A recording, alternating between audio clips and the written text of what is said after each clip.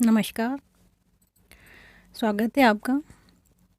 आज इस वीडियो में हम कृष्ण जन्माष्टमी का व्रत और पूजन कब है और इसे किस तरह से मनाना है, इस वीडियो में बताएंगे। कृष्ण का जन्म दिवस भाद्रपद मास कृष्ण पक्ष की अष्टमी को मनाया जाता है, जो कि इस बार 12 अगस्त बुधवार के दिन पड़ रही है। कहीं कहीं पर 11 अगस्त को भी जन्माष्टमी का त्यौहार मनाया जाएगा, लेकिन मथुरा, वृंदावन, ब्रज क्षेत्र और सभी गृहस्थ 12 अगस्त को ही जन्माष्टमी का त्यौहार मनाएंगे। 11 अगस्त को जगन्नाथपुरी में कृष्ण जन्माष्टमी का त्यौहार मनाया जाएगा। तो दोस्तों, इस वीडियो में मैं आपको बताऊंगी कि आपको व्रत और पूजन किस तरह से करना है, इसकी क्या विधि है और इसके करने से क्या लाभ प्राप्त होता है। अगर हम सही विधि और मनोकामना के साथ इसको करते हैं तो इससे हमें क्या पुण्य प्राप्त होगा। तो इस जन्माष्टमी का त्यौहार मनाने के लिए आप सुबह स्नान इत्यादि से निवृत्त होकर के भगवान कृष्ण के बाल रूप को मनोहारी रूप से अवश्य ही सजाएं। उन्हें स्नान करा करके नए वस्त्र पहनाएं, नया मुकुट पहनाएं और उन्हें बांसुरी अवश्य ही दें। इसके बाद उन्हें अलंकृत पालने में बिठा करके उनके सामने बैठें और फिर हाथ जोड़ करके व्रत का संकल्प करें। सारे दिन व्रत रखें और शाम के समय भगवान के जन्म और उनके भोग की तैयारी करें। भोग की तैयारी के लिए आपको पकवान बनाने होंगे, जैसी आपकी इच्छा है वो पकवान तैयार करें और प्रसाद हेतु कसार बनाएं, पंचामृत अवश्य ही बनाएं। साथ ही माखन, मिश्री, फल, पुष्प, जल, कतली, मिठाई, खीर ये सब भी रखें। पंचामृत में और कसार में आप तुलसी दल अवश्य ही डालें, क्योंकि तुलसी भगवान को बहुत प्रिय है। इसके अलावा आपकी पूजन सामग्री में जो महत्वपूर्ण वस्तु है वो है खीरा। खीरे का भगवान कृष्ण के जन्मोत्सव के त्योहार पर बहुत ज़्यादा महत्व है। इसका क्या कारण है वो मैं अभी आपको आगे बताऊंगी। आपको पूजन सामग्री में एक खीरे को भी रखना है।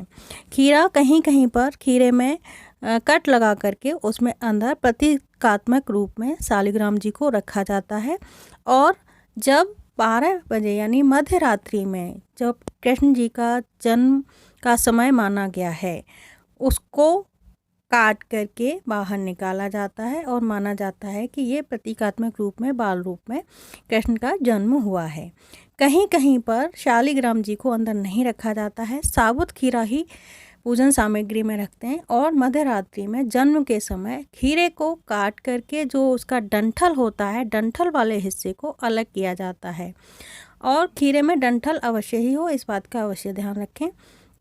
डंठल वाले हिस्से को अलग करने का प्रतीकात्मक रूप में ये माना जाता है कि जो गर्भनाल है उसको गर्भनाल से कट करके बच्चे को माँ से अलग कर दिया गया है, माँ के गर्भ से अलग कर दिया गया है। तो ये माना जाता है कि देवकी के गर्भ से कृष्ण जी को अलग कर दिया गया है और अब उन्होंने जन्म ले लिया है इस संसार में। तो ये सब प्रतीकात्मक रूप में किया जाता है, इसलिए खीरे का पूजन सामग्री में होना बहुत ही महत्वपूर्ण है। तो आप अपनी पूजन सामग्री में खीरा अवश्य ही रखें और डंठल सहित रखें। तो जब आप 12 बजे पूजा करेंगे तो आपको विधि पता ही है कि किस तरह से आपको बाल रूप को या कान्हा जी को या शालिग्राम जी को जन्म देने की प्रक्रिया को पूरा कराना है। जब रात्रि में 12 बजे आप ये पूजन कर रहे होंगे, उसके बाद जब आप शालिग्राम जी को बाहर निकालते हैं या आपने शालिग्राम जी नहीं रखे हैं, आप सिर्फ खीरे को कट करते हैं, तो जो बाल रूप कान्हा है यानी कि लड्डू गोपाल हैं, उनको या फिर शालिग्राम जी को आप स्नान कराएंगे। उसके बाद उन्हें सजा करके झूले में बिठा करके झूला अवश्य झुलाएं। झूला झुलाने के पीछे कारण ये है कि लड्डू गोपाल जी को झूला झूलना बहुत ही प्रिय है। तो जब हम झूले को झुलाते हैं तो एक तरह से श्रद्धा और भक्ति की पराकाष्ठा होती है कि भगवान झूला झूल रहे हैं और भक्त झूला झुला रहे हैं। झूला झुलाने का कन्हैया जी के लिए बहुत ज़्यादा कह सकते हैं कि कन्हैया जी के व्रत में, कन्हैया जी की पूजा में बहुत ही महत्व है। साथ ही जो दंपत्ति संतानहीन हैं उन्हें खास करके इस व्रत को रखना चाहिए, इस भाव के साथ कि मुझे भी भगवान एक लड्डू गोपाल जैसा संतान प्रदान करें, और इस भाव के साथ ही व्रत रखें। इसी भाव के साथ लड्डू गोपाल जी को सजाएं और इसी भाव के साथ आप उनका जन्म का जो प्रक्रिया है वो पूरी कराएं। साथ ही झूला झुलाते वक्त भी अपनी मनोकामना मन में अवश्य दोहराएं। उसके बाद जब आप ये प्रक्रिया पूरी कर लें, लड्डू गोपाल जी को झूला झुला करके उनको भोग लगाएं। और आप जो ऐसे भी पूजा करते हैं, जैसे कि कुछ लोग कपूर पर लौंग इत्यादि चढ़ा करके पूजा करते हैं, कुछ लोग केवल भोग लगा करके पूजा कर देते हैं। जो भी पूजन विधि आप अपनाते हैं उसके साथ ही पूजन समाप्त करें और तत्पश्चात चंद्रमा को अर्घ दे करके आप अपने व्रत का पालन करें। तो निसंतान दंपति अगर इसको करते हैं तो भगवान उनकी कामना को अवश्य ही पूर्ण करेंगे।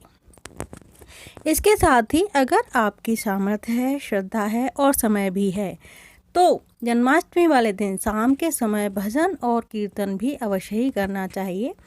इसके पीछे माना ये जाता है कि जब घर में बच्चे का जन्म होता है तो नामकरण तक या छठी वाले दिन तक प्रतिदिन शाम को घर में गाने बजाने का कार्यक्रम होता रहा है। पुरातन काल से हमारे घरों में ये परंपरा चली आ रही है।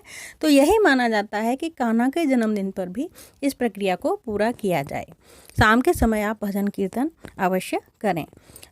कहीं कहीं पर देवकी का रूम अलग से बना करके वहाँ पर देवकी और बाल रूप कान्हा को भी सजाया जाता है।